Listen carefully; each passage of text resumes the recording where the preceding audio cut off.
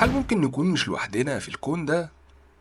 في 2025 تلسكوب جيمس ويب اكتشف إشارات غريبة من كوكب اسمه كي 218 بي، واللي حصل بعدها ممكن يغير كل حاجة.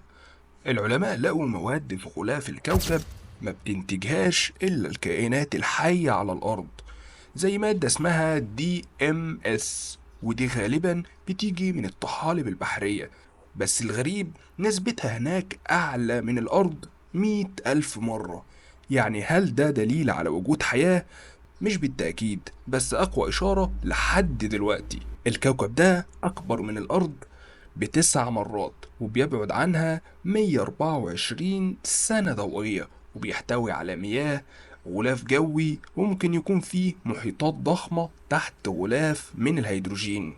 رغم إن العلماء لسه بيحللوا البيانات، في احتمال كبير إننا فعلا مش لوحدنا.